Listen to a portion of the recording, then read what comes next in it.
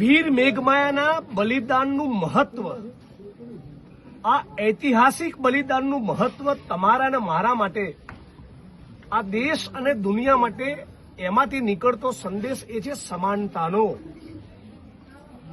જેટલું એમનું બલિદાન મહત્વનું, એટલું જ મહત્વનું બલિદાન વખતની શરત 888 વર્ષ પહેલા થયેલી એક સામાજિક ક્રાંતિની શરૂઆત કહેવાય.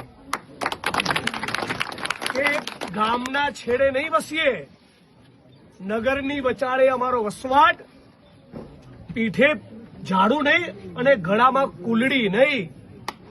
આ શરત મૂકી આજથી પોણા 900 વર્ષ પહેલા.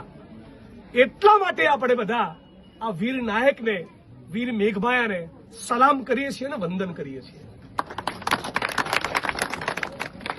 હવે આજે આપણી જવાબદારી 2025-2026ના ગુજરાતમાં ફક્ત અમદાવાદ, સારંગપુર બાબા સાહેબના સ્ટેચ્યુને ફૂલોની માળા પહેરાવવાની નથી. ખાલી સંત રવિદાસ અને કબીર સાહેબના ફોટાને પુષ્પાંજલિ કરવાની નથી. આજે જે અસ્પૃશ્યતા બચી છે એની સામે લડીએ તો આજે અહીંયા આવું લેખે લાગે. અને કોઈ પણ પક્ષની સરકાર હોય, રાજ્ય સરકારોએ મેઘમાયાની જય બોલાવતા પહેલા પોતાની જાતને સવાલ એ પૂછવો પડે કે તમારા શાસનમાં કોઈ ભાણુભાઈ વણકરે બલિદાન કેમ આપવું પડ્યું આજ પાટણની ધરતી પર? એટલે મતલબ કે વીર મેઘમાયાના બલિદાનમાંથી હજી મનુવાદીઓએ ધડો લીધો નથી અને એનું પરિણામ છે કોઈ ભાનુભાઈ વણકરે પણ બલિદાન આપવાની ફરજ પડી. એટલે આજે બધા આપણે સંકલ્પ એ કરીએ કે ફરી વખત બલિદાન દિવસ ઉપર આવતા વર્ષે અહીંયા આવીએ. 889માં બલિદાન દિવસ વખતે અહીંયા આવીએ એની પહેલા ઓછામાં ઓછા એક ગામમાંથી અસ્પૃશ્યતાની નાબૂદી કરીએ. ગોળ, પરગણા, પેટા જ્ઞાતિના કુંડાળા તોડીએ અને વાલ્મીકી સમાજ જે દલિતોમાં પણ દલિત છે એના ગળેથી કુલડી ગઈ હોય પણ એના કિસ્મતમાંથી હજી ઝાડુ ગયું નથી. એ ઝાડુ દૂર થાય એના માટે જો મથીએ તો સાચા અર્થમાં વીર મેઘમાયાને યાદ કરે. આજે આ પ્રસંગે રાજ્યની સરકારને અને સરકારના કેમ્પમાં બેઠેલા અને મૌન ધારણ કરીને બેઠેલા ધૃતરાષ્ટ્રોને પણ પૂછવા માંગુ છું, આ સ્થાનક માટે, આ જગ્યા માટે ફાળવેલા 11 કરોડ ક્યાં ગયા?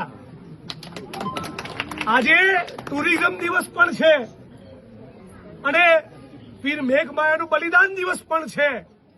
તો ભારતીય જનતા પાર્ટીની સરકારે બીજા તબક્કાનું કામ પૂરું કરવા માટે જે ગ્રાન્ટ, જે બજેટ ફાળવવાની હતી એ ફાળવો, એ તાબડતોબ પૂરી કરો. બાકી આજે ચેતવણી આપીએ છીએ, આવતા વર્ષ પહેલા તમારો ધુમાડો કાઢી નાખીશું. લડીશું ને બધા સાથે મળીને? તૈયાર છો બધા?